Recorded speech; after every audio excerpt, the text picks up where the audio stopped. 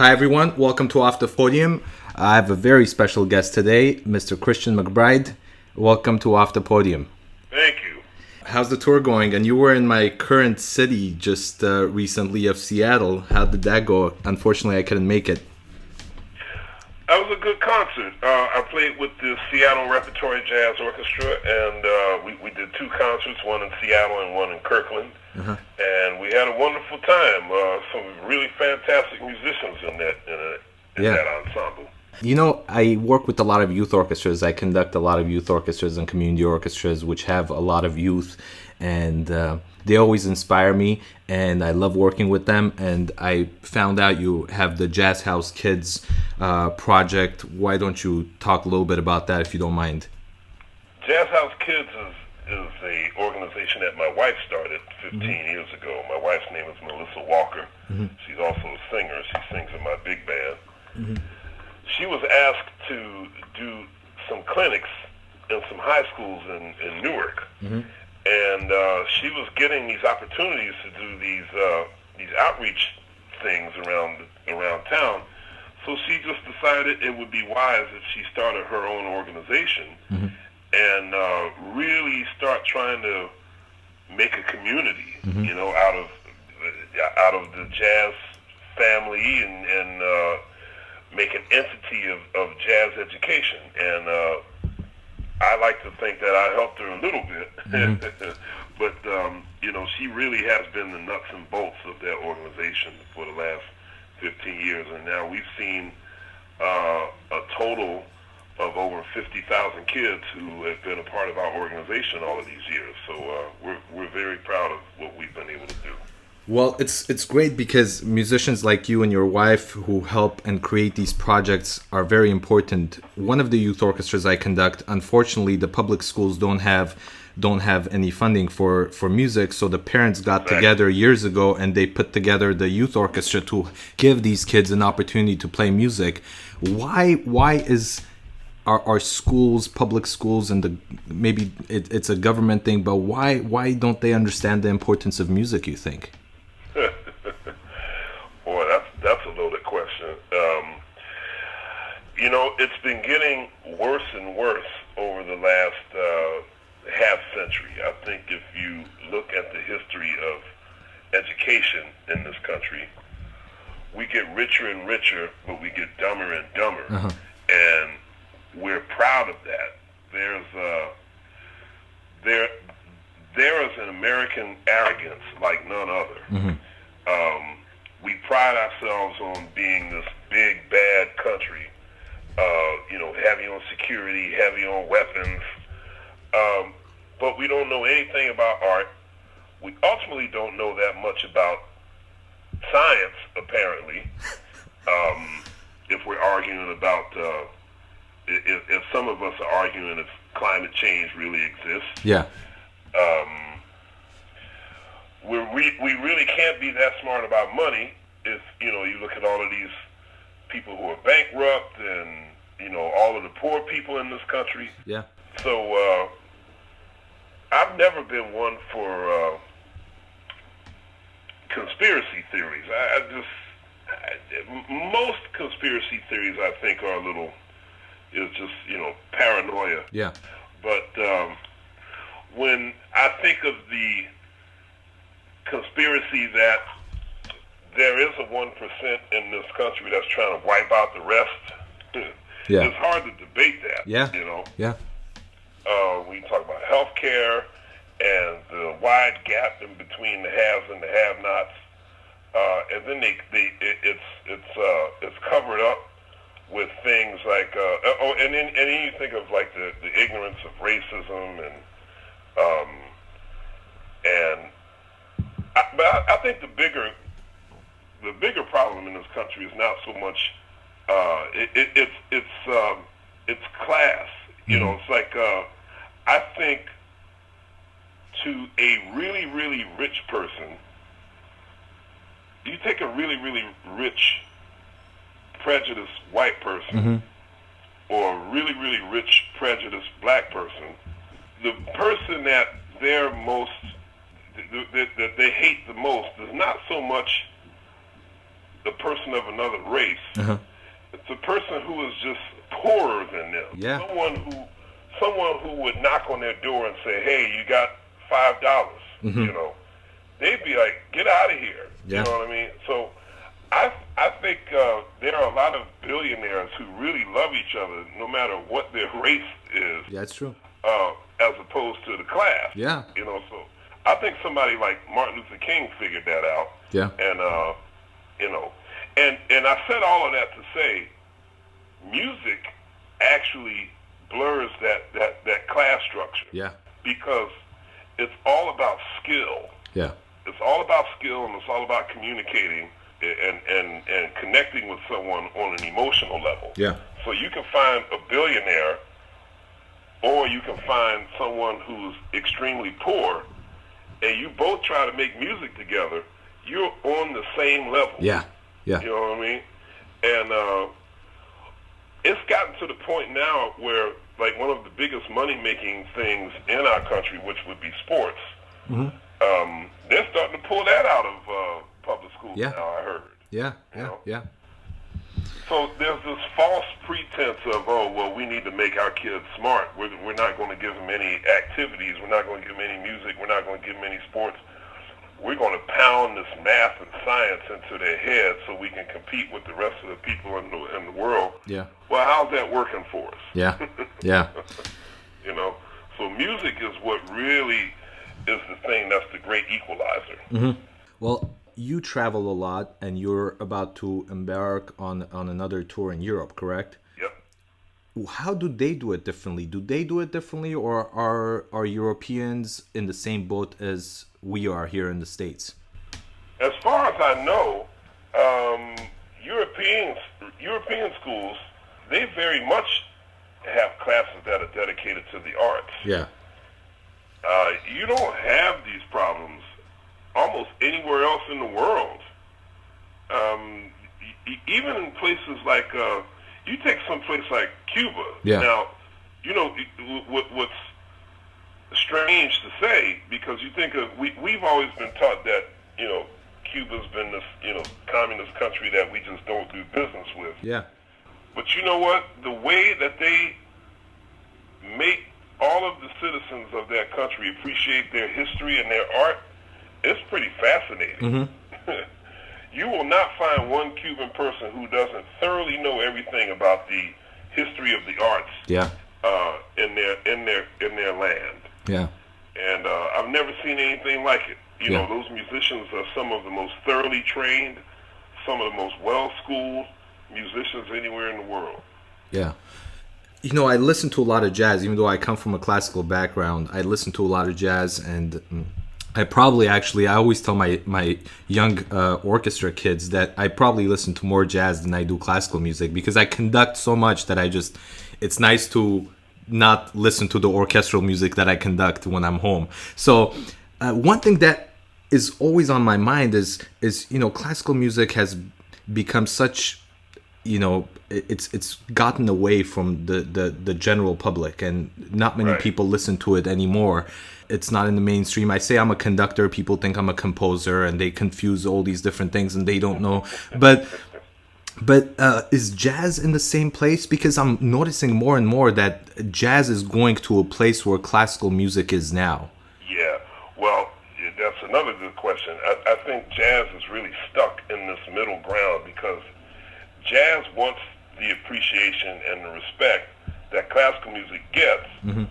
but it still wants to be a folk/street music. Yeah. And it's hard to really achieve both. Mm-hmm. You know, it's in some way where jazz is right now.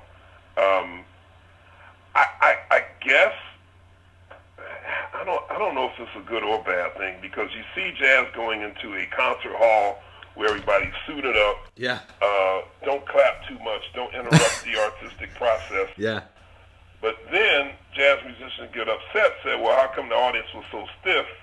Nobody wanted to party and really throw down like they do in a bar. Yeah. I'm like, well, it's not a bar. You know, you can't expect people to go into a really nice 2,000-3,000 seat concert hall and feel like they're at Rudy's juke joint down the end of the block. It's just not going to happen. Yeah. You know. So I've talked to a lot of classical musicians, and they voiced your same frustration. They say, you know, classical music has gotten so far away from the people. Will it ever be able to go back? And I think the only way it'll ever be able to go back, I mean, it'll have to be a radical turnaround where, you know, you're going to have to get like classical musicians on the street playing original music. Yeah. Because I sometimes wonder, like, I know there's a lot of great composers out there. Yeah. And how are they ever going to get their music played? And when you think of a lot of the structure for the performance of classical music is sort of what jazz is now. You know, you get these boards, and then you play these pre-programmed concert series. Yeah. And now that's great because you know you're going to get paid well, and you know you're going to get an audience. But the what could be risky is that audience is shall I say, a veteran audience, a veteran connoisseur audience who might not be that willing to bend with hearing new music. Yeah. You know, a lot of the big pockets, you know, they want to hear Mozart again this season. Yeah. They want to hear Brahms again this season. They want to hear Beethoven again this season. Well, I don't really like all this new music that these young people are writing now. It's not like the classics, you know. Yeah. And then they wonder why the music is dying, you know. Yeah. And that's jazz is not there yet, but it dangerously sticks a toe in that water every now and then. Yeah. You know. Yeah. It's sad, but that seems to be the reality. It's the same thing in classical music, you know, you mentioned, but I remember a person I was talking to who manages a major symphony orchestra, which I won't mention, but a donor said he would not give the couple of million that he donates yearly to the symphony, to that particular symphony, if they didn't play a Beethoven Fifth again that year, even though they had programmed it the previous year. So this organization did Beethoven's Fifth again just for that donor because it was one of the major donors for that year. So it's so crazy. It's so crazy that donors who have... And that's what we're dealing with. Yeah. I mean, of course, we appreciate them and we love them for caring for the arts and donating the money, but you can't just control the way the music goes when you don't have the great understanding and the all that time in the field of music. And I wonder if this happens I'm sure it happens in jazz, but, you know, play the standard that was played before. Why don't you do that? And all this. Well, I'll tell you another story along those lines. I was... I guess maybe 6 or 7 years ago, Sting did a tour called Symphonicities. Yes. And he went around and doing these concerts with these symphony orchestras. Yeah. And I played with him on a number of those concerts. And one of, I think it was the first concert we played with a major symphony orchestra. I won't say the city, but... Now, this ultimately was supposed to be a fundraising event for this orchestra. I see. So they could make some money and stay in business and play what they wanted to play. And so you should have heard some of the veteran musicians in the orchestra. I guess they didn't really know how well their voice carried. Yeah. So I heard some of these people complaining, "Oh, why the hell are we playing this crap? Who is this Sting guy? What are we, a rock and roll orchestra now?" Yeah. And I mean, like, I would say about a good 25% of these crusty old musicians really had a problem with playing this music, and it was just really, it was beyond me that they would have such, you know, it's not like we had pyro and a light show. Yeah. And it's not like Sting he's not a rock musician in the sense like Iggy Pop. Yeah. You know, or you know, somebody who's like destroying their body on stage. Yeah. He's a well-schooled, well-trained musician. Yes, and the music I thought was pretty sophisticated and elegant, but you know, they just saw it was a rock star, and this does not reflect our artistic prowess. Yeah. You know, we don't want to be here doing this. And it really was, it was disappointing to hear that. Especially since this was a fundraiser for them to stay in business. Yeah, and you mentioned Sting. I've been a fan for many years, and I love what he does. So I follow, and I saw that you did the Sacred Love CD with him back in 2003. I was a freshman or a sophomore in high school, and I went and I bought that CD as soon as it came out because I loved what he does.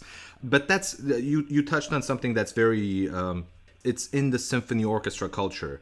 Musicians get in these positions and they don't want to do the pops concerts because it's not great artistic music. And these concerts are done for the future generation of young kids who want to listen to this. And they don't put in the 100% effort for those concerts. And I'm not even sure if they give the 100% effort when it comes down to the big masters because they're so tired of playing.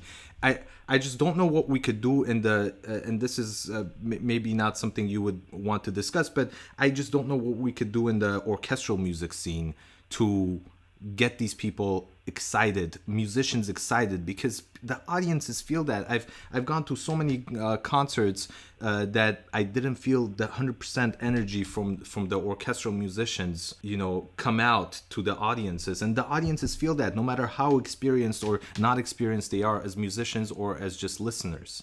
I just don't know where we will go if this continues this way.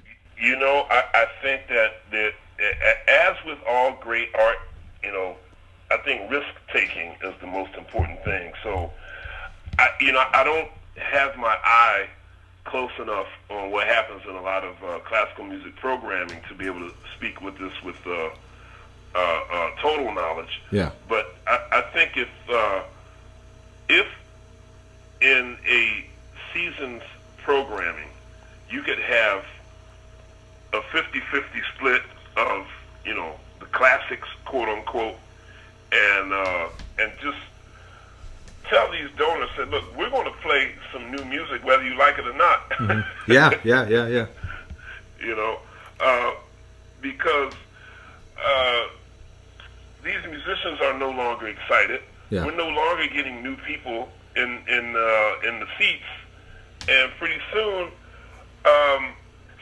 I've always felt, again, this is a class thing. I feel like a lot of older patrons, mm-hmm. they don't want to see young, hip people they want to see young, hip people in the audience liking what they like. They don't want to see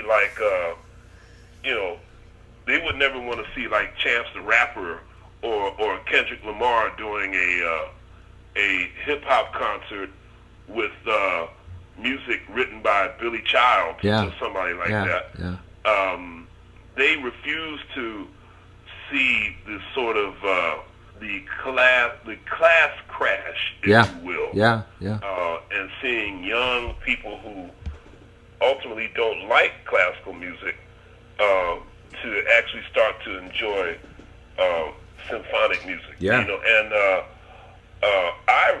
And their argument is that, well, you got to dumb the music down to get those kind of people to the performance. And I really don't think you do. Uh-huh. I don't think you need to dumb down anything. Yeah. It's about how you present it. Yeah.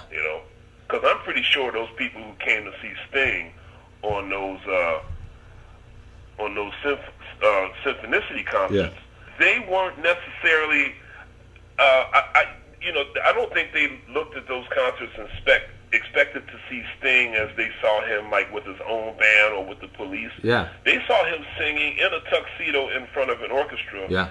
And really singing incredible music. I guarantee at least a handful of those people probably bought subscriptions. Yeah. I really believe that. Yeah. This is a big question, but having played with some of the great musicians of the 21st century now, where do you see jazz specifically 20, 30 years from now? If you could answer that. I can't. I think one of the beauty of living every day is something always happens you don't expect. Yeah. Yeah. Something or somebody comes along and changes things, and so I'm curious. I'm curious myself to see what might happen in 20 to 30 years. Yeah. Well, I wanted to know, you've played so many venues, so many different places, maybe a lot of unconventional venues you never thought you would have played, experiences. What comes to mind? Maybe an unusual incident that happened on stage or off stage that you would share with us? A lot of those. I don't know if I could dwindle it down to just a couple. Yeah. Unusual moments that have happened on stage. Or off stage right before you got on, or maybe interesting story with a musician or the audience member. Man, there's been quite a number of incidents like that. I mean, there's a time where my bridge slipped on my bass in the middle of a television taping. Wow. That was pretty embarrassing. And I've never seen the video, but I'm sure one of these days it will turn up. Especially in the modern era with YouTube. One of these days, that Roy Hargrove concert from 1990 will show up on YouTube one day. You'll see my bridge flying up in the air on the first song of the night. So, that was pretty embarrassing. Again, having played with so many great musicians and toured all over the world, what still inspires you? What still motivates you to keep going and doing this? I was just checking your schedule. That's pretty insane and intense, what you got going on in the next couple of months. Yeah, but you know what? Being able to do what you love for a living, and that's make music and go around the world and see things and meet people, that's my inspiration. And getting to play with all these great musicians that are out here. Yeah. You know, I love how a guy like Chick Corea pretty much changes his band every year, so he can keep his musicianship skills sharp. Yeah. You know, I admire that about him. Yeah. You know, every year he has a brand new band, writes new music, and he's always keeping himself challenged. Yeah. That's what I want to do. Another thing for young musicians, again, what does it take to be a successful musician in today's world? I mean, I'm sure you interact with many young musicians. What advice would you give them? What does it take to really be successful these days? It's so tough out there. I think if your goal is something other than being the best musician you can possibly be, it could be a difficult road for you. Yeah. Because I find that when you strive for something like, I want to make a difference, I want to touch people, you know, that should come after the goal of wanting to be the best musician you can possibly be. Because if you're the best musician you can possibly be, all that other stuff falls into place. You'll learn how to touch people. You'll learn how to make a difference. But you got to learn how to be the best musician you can possibly be. Yeah. And that should come from a place of, you know, you just want to be really good at what you do. Yeah. And nothing else. Yeah. Nothing else. Going back to performances, going from playing with Sting to Herbie Hancock to Renee Fleming, all these different performances, how do you kind of approach these situations? Because they're quite different from each other. They're the same in its music, but how do you approach it as a performer to play with these different styles and genres? Well, it depends. It depends on what that music calls for. Yeah. You know, I guess it's the same way an actor would read a script. You know, okay, well, this calls for me to do this. This one calls for me to do that. So, you know, I don't want to oversimplify it, but that's kind of how I think of it. I'm not one of these musicians who thinks, well, this is how I play, and I'm not changing it for anybody. But I think musicians who do think like that are really kind of missing out on some really cool opportunities if they don't choose to bend their style a little bit. This is off topic. It's one of my favorite questions. What does Christian McBride do outside of music? If you have time, what do you do? I do all kinds of stuff. I play on the Musicians Union softball team. Wow. I probably shouldn't say that I'm a big poker guy, but I think I got some Texas Hold'em skills. I read a lot, you know, all kinds of stuff, man. You know, I was taking boxing lessons for a while. Wow. I really need to get back to doing that. Wow.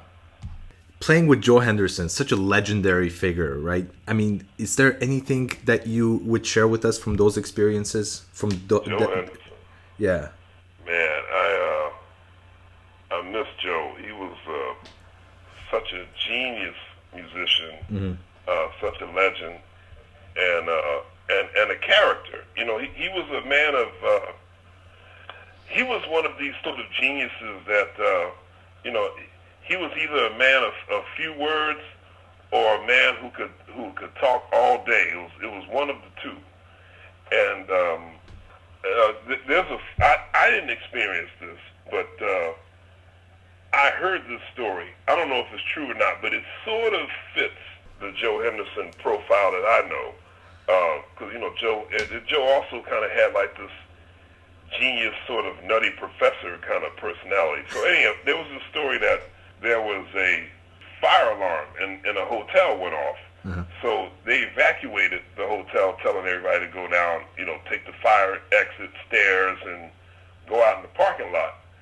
And apparently, Joe Henderson left his room with no clothes on. So he's standing out in the lobby or standing out in the parking lot in the nude and totally oblivious, like, well, you know, they said everybody go down to the parking lot. They didn't say, you know, take your time to put your clothes on, you know. So that sounds like something Joe would do. Last question. I know you have a busy day and a busy schedule coming up. I don't want to keep you too long, but having done so much in the world of music, what comes, you know, the Grammy Awards, the performances, all these different things, what are a couple of things maybe that you are really truly proud of? If I know it's another tough question, but if a few things come to mind, then you could share with us. Literally, the proudest thing, the thing I'm most proudest of is when somebody like a Sting, somebody like Jerry Allen, who just passed away yesterday, somebody like a Bruce Hornsby, somebody like a Cypress String Quartet, or Harold Mayburn or Freddie Hubbard will call and or Jeffrey Osborne or George Duke will call and say, hey, you're the guy that we want. To know that a lot of people across a lot of different genres think that I'm able to give them what they need, that's the thing I'm most proud of. So that equals 100 Grammys. Wow. Because ultimately the Grammys is that's a group of people who actually may or may not know your music that well. Yeah. Whereas when people are calling you to work year round, every year,